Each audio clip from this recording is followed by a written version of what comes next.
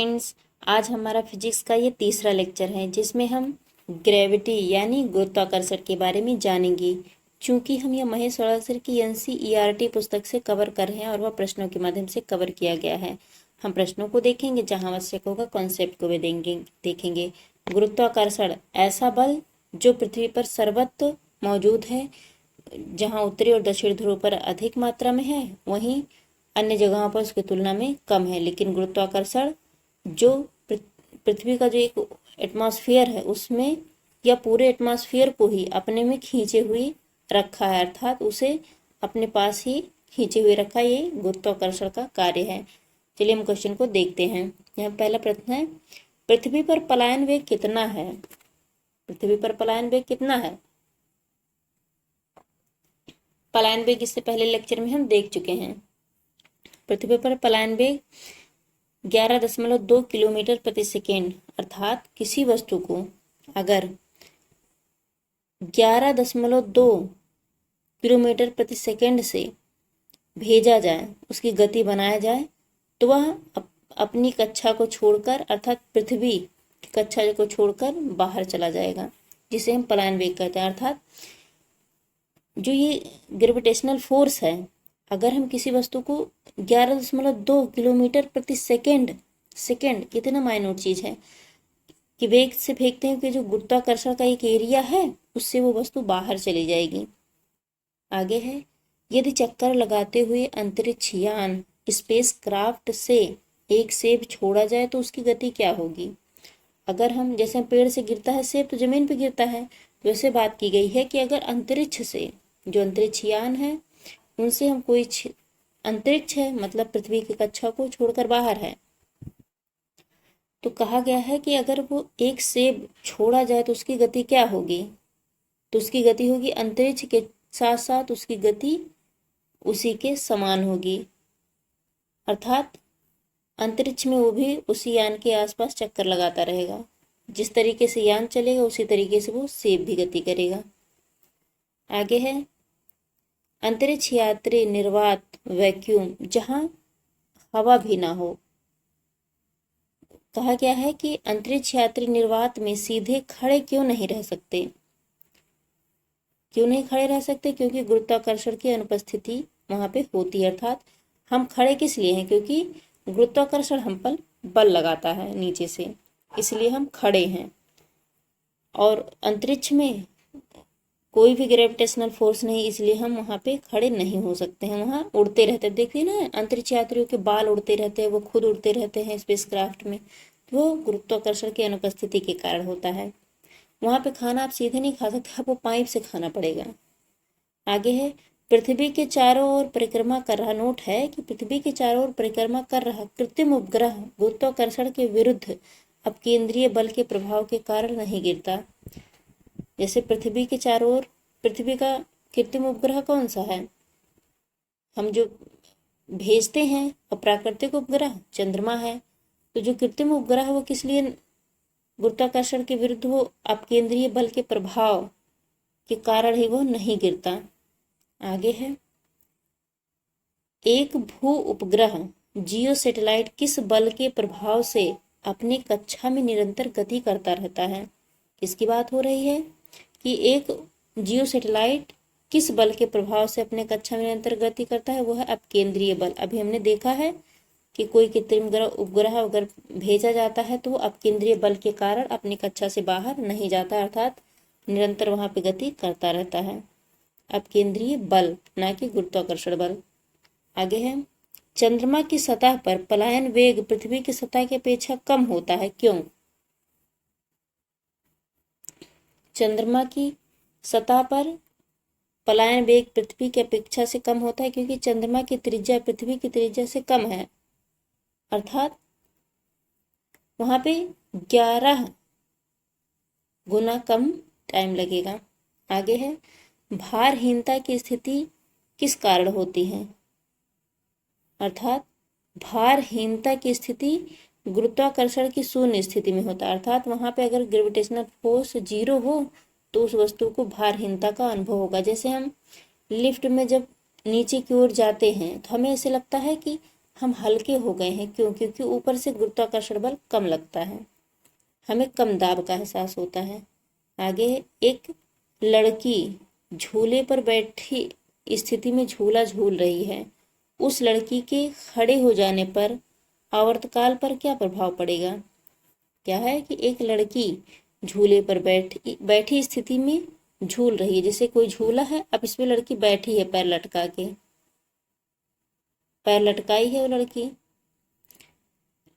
उस लड़की के खड़े हो जाने पर आवर्तकाल पर क्या प्रभाव? अगर वो लड़की सीधी खड़ी हो जाए, पहले बैठी थी, अब वो झूला है, उस पर लड़की खड़ी हो जाए, अब खड़े हो जाने पर क्या प्रभाव पड़ेगा? आवर्तकाल कम हो जाएगा, अर्थात झूला अब तक तेजी से झूल रहा था, अब झूला थोड़ा कम तेजी से झूलने लगेगा। आगे यहाँ पे एक नोट है कि लोलक की लंबाई बढ़ जाने के कारण लोलक घड़ी, जिसे हम पेंडुलम क्लॉक कहते हैं, लोलक घड़ी गर्मियों में धीमी हो जाती है, जबकि शीतकाल में तीव्र गति से चलने लगती है। जैसे कोई घड़ी है, उसमें एक पेंडुलम लगा दें, जैसे घूमता रहता है, तो वो ठंडी में उसकी लंबाई कम हो जाती है, गर्मी में बढ़ जाती है। बढ़ जाती है तो उसकी गति धीमी हो जाती है, जबकि छोटी हो जाती है उसकी गति तेज हो जाती है। छोटी ठंडी में होगा, गर्मी में बड़ी हो जाएगी। आगे है, यहाँ पे एक नोट है कि हवा में लोहे और लकड़ी के समान भार की गेंद को समान ऊंचाई से गिराने पर क्या प्रक्रिया होगी? जैसे कोई छत है, यहाँ से हम लोहे की बॉल और लकड़ी की बॉल समान ऊंचाई से गिराते हैं, तो दोनों पर क्या प्रभाव पड़ेगा? लकड़ी की गेंद बाद में गिरेगी, क्योंकि ये हल्की है, अपने भार के हिसाब से इस पे जितना नीचे दाब लगा रहा है उसी हिसाब से तो जल्दी गिरेगा। अब की हल्की है तो थोड़ा इस पर दाब कम लगता है, ये थोड़ा धीरे गिरेगी। साथ भेजी गई है लेकिन अपने भार की वजह से वह समान है, क्योंकि जैसे भार तो हम देख रहे हैं कि जब छत से हमने गेंद गिराई, दोनों का भार आकार सब समान है, लेकिन हमने देखा कि लोहे को तो चुंबक खींचता है ना, इसीलिए इस पर फोर्स अधिक तेजी से लगेगा, जबकि लकड़ी को तो खींचता नहीं, तो अपने ही गति से गिरेगा। इसीलिए लोहे की गेंद पहले गिर जाते हैं, क्योंकि हम कोई देखिए चुंबक लिए रहते हैं, तो कोई लोहे की वस्तु हम खींच लेते हैं, तो पृथ्वी कहीं ना कहीं हमारे एक चुंबक की भांति कार्य करती है, तो लोहे को अपनी ओर खींचती है। इसीलिए लकड़ी की तुलना में लोहे की गेंद जल्दी गिरेगी।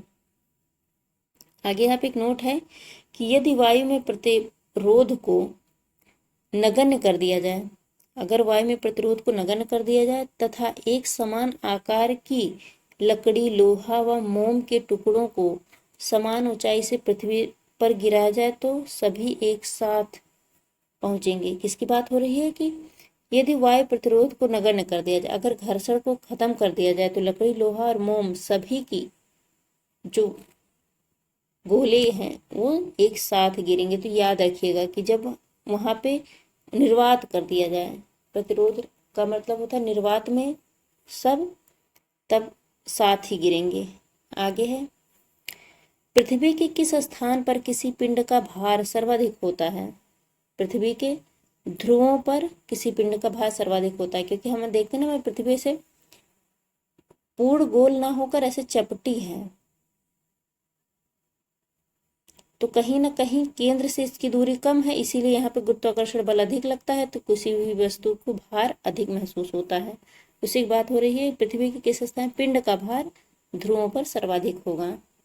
आगे है, यहाँ पे एक नोट है कि पृथ्वी के केंद्र से ध्रुवों की ओर कम होने के कारण, क्या है कि पृथ्वी के केंद्र से ध्रुवों की ओर दूरी कम होने के कारण ध्रुवों पर स्थित पिंड पर पृथ्वी द्वारा अधिक गुरुत्वीय आकर्षण बल आरोपित होगा, इसलिए ध्रुवों पर उसका भार पृथ्वी की स्थिति की तुलना में अधिक होगा। तभी हमने देखा कि वहां पे केंद्र से दूरी कम होने के कारण ग्रेविटेशनल फोर्स अधिक लगता है। आगे है, लिफ्ट में बैठे हुए व्यक्ति का भार कब सर्वाधिक महसूस होता है? जैसे कोई व्यक्ति अगर लिफ्ट में है तो उसको कब अपना भार सर्वाधिक महसूस होगा? जब लिफ्ट त्वरित गति से ऊपर की ओर जा रही होगी, तो ऊपर से दबाव बढ़ता है, इसलिए उसको अपना भार अधिक महसूस होगा। जबकि व्यक्ति नीचे आता है तो उसको अपना भार हल्का महसूस होता है। तो लिफ्ट में बैठे व्यक्ति का भार ऊपर की ओर जाने पर अधिक महसूस होगा। आगे है भूतुल्यकारी उपग्रह। भूतुल्यकारी उपग्रह के परिक्रमण की अवधि कितनी होती है? भूतुल्यकाली जियोसिंक्रोनस सैटेलाइट के परिक्रमण की अवधि कितनी होती है? 24 घंटे। अर्थात 24 घंटे में कोई भी, अगर हम जियो सैटेलाइट अर्थात जियोसिंक्रोनस में किसी भी सैटेलाइट को स्थापित कर देते हैं तो वो 24 घंटे में एक चक्कर पूरा कर लेगा। आगे है यदि पृथ्वी और सूर्य के मध्य दूरी को दुगनी होती, अर्थात पृथ्वी और सूर्य के मध्य दूरी दोगुनी होती तो सूर्य द्वारा पृथ्वी पर गुरुत्वाकर्षण बल क्या होता? वर्तमान का 1/4 भाग कार्य करता। अर्थात अगर और दूरी बढ़ा दी जाए तो गुरुत्वाकर्षण बल कम हो जाएगा सूर्य का पृथ्वी के लिए। आगे है लोलक की समयावधि किस पर निर्भर करती है? लोलक की समयावधि उसकी लंबाई पर निर्भर करती है। अगर लोलक की लंबाई अधिक होगी तो समय अधिक लगेगा, जबकि लोलक छोटा होगा तो समय कम लगेगा। आगे है पृथ्वी का गुरुत्वाकर्षण बल यदि अचानक लुप्त हो जाए तो इसका क्या परिणाम होगा? जैसे हम देखते हैं कि हम पृथ्वी के ऊपर चल फिर रहे हैं, सभी वस्तुएं पृथ्वी पर हैं, कोई चीज ऊपर से गिर रहा है तो भी पृथ्वी के ऊपर गिर रहा है। अगर इस गुरुत्वाकर्षण बल को हटा दिया जाए तो पृथ्वी पर स्थित वस्तुओं का भार शून्य हो जाएगा, लेकिन द्रव्यमान अपरिवर्तित रहेगा। द्रव्यमान का अर्थ यह हुआ कि जैसे कोई व्यक्ति 60 किलो महसूस कर रहा है और उसमें बॉडी मास जितना है, हाथ पैर ये सब में, तो उसका भार अन्य जगह पर, अगर हम गुरुत्वाकर्षण के कारण तो उसका भार इतना महसूस हो रहा है, लेकिन अगर वो गुरुत्वाकर्षण हटा दिया जाएगा तो व्यक्ति के हाथ पैर थोड़े ना खत्म हो जाएंगे या सूख जाएंगे या बॉडी मास खत्म हो जाएगा। इसीलिए कहा गया उसका द्रव्यमान थोड़ा कम होगा, व्यक्ति छोटा हो जाएगा गुरुत्वाकर्षण बल के कारण, उसका पैर छोटा हो जाएगा। यही उसका द्रव्यमान होता है जो कि अपरिवर्तित रहेगा। आगे है एक नोट है कि पृथ्वी की सतह पर जी का मान अधिकतम तथा चंद्रमा पर जी का मान पृथ्वी के गुरुत्वाकर्षण का 1/6 होता है। अर्थात किसी वस्तु का भार अगर यहाँ पे 6 किलो है तो चंद्रमा पर जाने पर उसे 1 किलो महसूस होगा, तो ये बताया गया है, तो उसका 1/6 होगा। आगे है यहाँ पे एक नोट है पीसा की झुकी हुई मीनार गिरती क्यों नहीं? इसका क्या कारण है? पीसा की एक मीनार है जो झुकी हुई अवस्था में है, तो वो गिरती क्यों नहीं है? क्योंकि गुरुत्व केंद्र से जाने वाली ऊर्ध्वाधर रेखा तल के अंदर रहती है।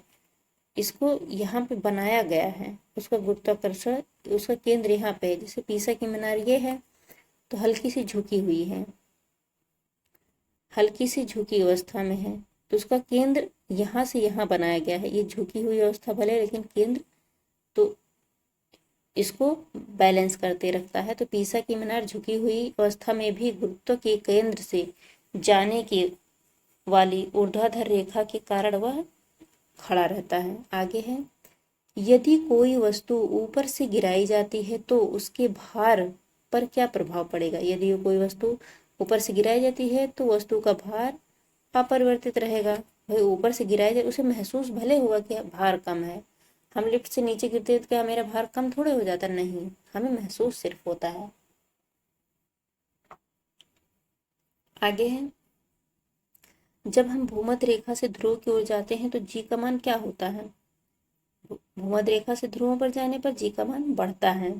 आगे है चक्रीय झूले पर झूलते समय व्यक्ति को बाहर की ओर धक्का क्यों महसूस होता है? कोई चक्रीय झूला है, अगर उस पर वो झूलता है तो उसे बाहर की ओर धक्का क्यों महसूस होता है?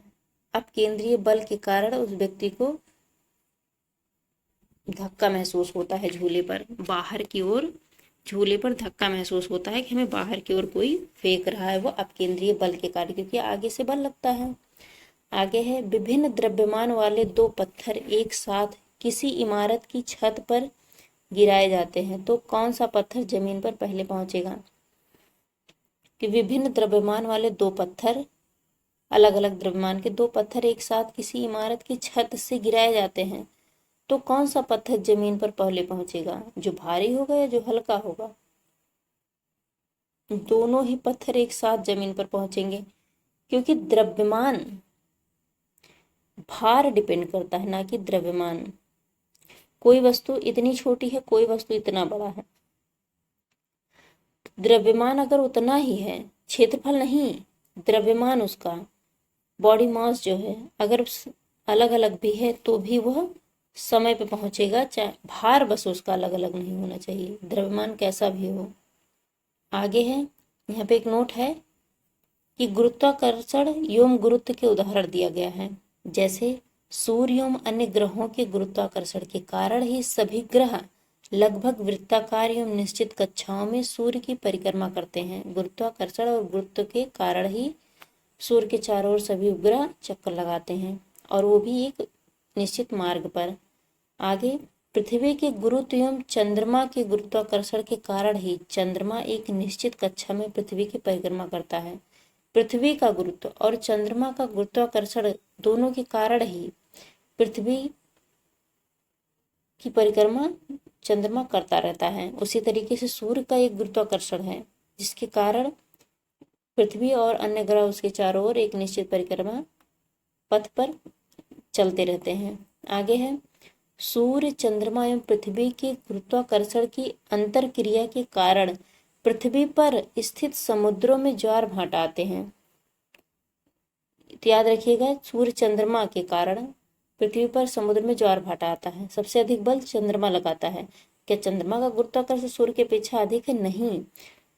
चंद्रमा अगर, ये देखिए, सूर्य इतनी दूरी पर है, चंद्रमा यहाँ है, तो पृथ्वी यहाँ है उसकी अपेक्षा, ये पृथ्वी है। अब आप सोचिए, चंद्रमा पास में है कि पृथ्वी, सूर्य, तो कहीं ना कहीं सूर्य अपनी दूरी के कारण चंद्रमा कितना, कम से कम चंद्रमा सूर्य की अपेक्षा 11 गुना अधिक गुरुत्वाकर्षण बल पृथ्वी पर लगाता है। इसीलिए सबसे अधिक ज्वार, सबसे अधिक भाटा जो भी, वो चंद्रमा की वजह से ही प्रभावी होता है। आगे है, यहाँ पे एक नोट है कि गुरुत्वाकर्षण के सार्वभौमिक नियम के सिद्धांत, प्रिंसिपल्स ऑफ यूनिवर्सल लॉ का प्रतिपादन सर आइजैक न्यूटन ने किया था। न्यूटन का नाम आते ही आप लोग को याद आना चाहिए सेब। भाई, सेब पृथ्वी पर ही क्यों गिरा? जब पेड़ से गिरा, जैसे ये पेड़ है सेब का, न्यूटन बैठे हैं, अब सेब पृथ्वी पर ही क्यों गिरा? जब ऊपर से गिरा तो इसे ऊपर चले जाना चाहिए था। तो उन्होंने कहा कुछ तो ऐसा है जो इस सेब को नीचे खींचा, तो उसी की खोज की और उन्होंने गुरुत्वाकर्षण बल का इजाद किया। ऐसा नहीं कि गुरुत्वाकर्षण बल नहीं था, पहली बार जानकारी प्राप्त हुई कोई ऐसा बल है जो किसी भी वस्तु को अपनी ओर, पृथ्वी की ओर ही खींच के रख रहा है। तो पहली बार उन्होंने सेब को देख के ही सार्वभौमिक सिद्धांत दिया, सर आइजैक न्यूटन के द्वारा। तो फ्रेंड्स, हमारा ये गुरुत्वाकर्षण से संबंधित बहुत इंपॉर्टेंट चैप्टर था। आप इसको रिवाइज कर लीजिएगा, तो इससे संबंधित आपके प्रश्न गलत नहीं होंगे। इस लेक्चर को हम समाप्त करते हैं। इस अगले लेक्चर में मिलेंगे। Thank you very much.